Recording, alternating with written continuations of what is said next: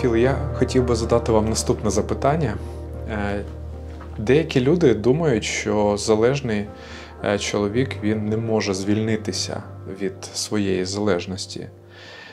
Тому запитання таке, чи може залежна людина насправді змінити свій спосіб життя?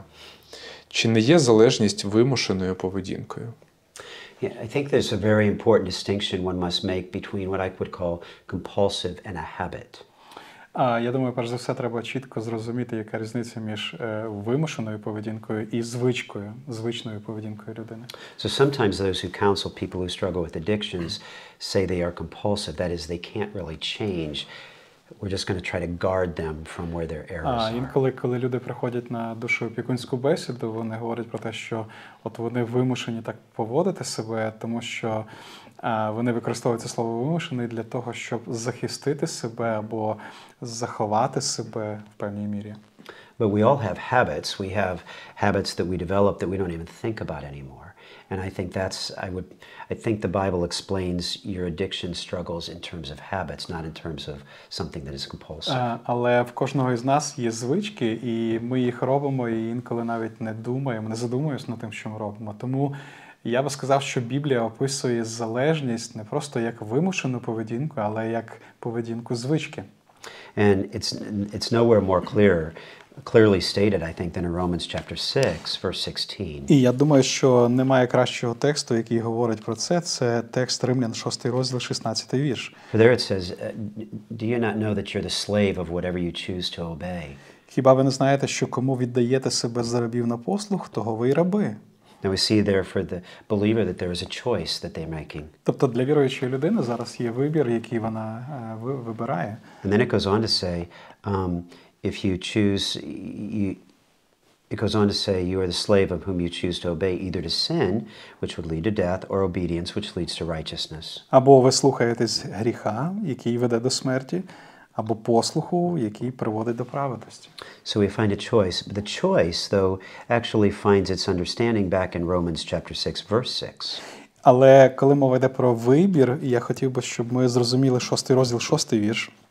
For there we read, we know that our old self was crucified with him in order that the body of sin might be brought to nothing, so that we no longer be enslaved to sin. Знаючи те, що наш давній чоловік розп'ятий із ним, щоб знищилося тіло гріховне, щоб не бути нам більше рабами гріха. For the one who has died has been set free from sin. Бо хто вмер, той звільнився від гріха. So sometimes a person will say to me, well then why do they still struggle with addictions? Тому деколи мені задають запитання, тоді чому люди все ж таки страждають на цю залежність? And years ago an individual shared with me an illustration that made a lot of sense to me. І одного разу, декілька років тому назад, один чоловік поділився зі мною такою ілюстрацією, яка дуже явно зобразила мені ось це питання. And it's going to be easy for you all to remember because you live in Ukraine, which is a farming community.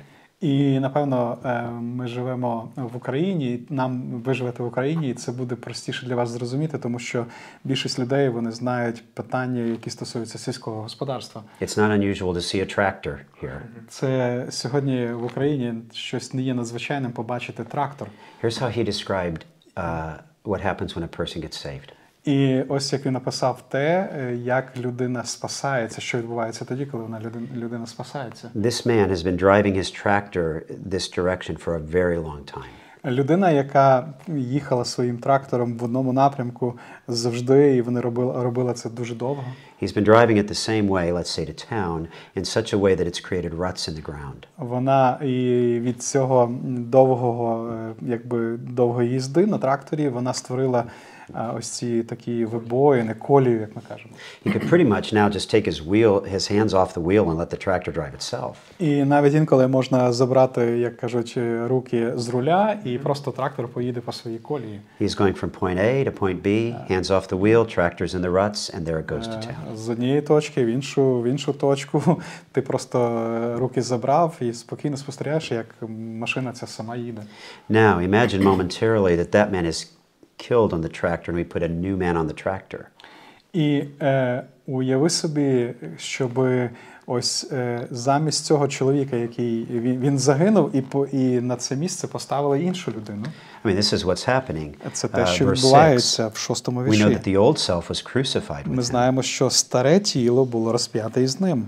Старий чоловік. Essentially, your old nature was taken out, and a new nature is put as the driver on the tractor. Що відбулося в житті віруючої людини? Бог змінив природу, забрав старе я і дав нове я. Таким чином змінився цей водій трактора. But here is the problem. Але проблема в чому? That new man on the tractor, the tractor still wants to go in those old ruts. Ми розуміємо, що трактор, він хоче їхати по своїй колії, як завжди. The new man says, no, I'm going to drive it over here. Але цей новий чоловік, він каже, новий водій, він каже, ні, я хочу сюди. And it takes some effort to get it. І звичайно, це вимагає певних зусиль, щоб виїхати з цієї To колії, create new ruts. щоб створити нову колію.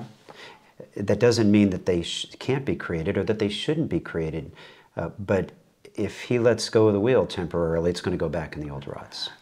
Тобто, і знову ж таки, ці зусилля необхідні, щоб створити цю колію.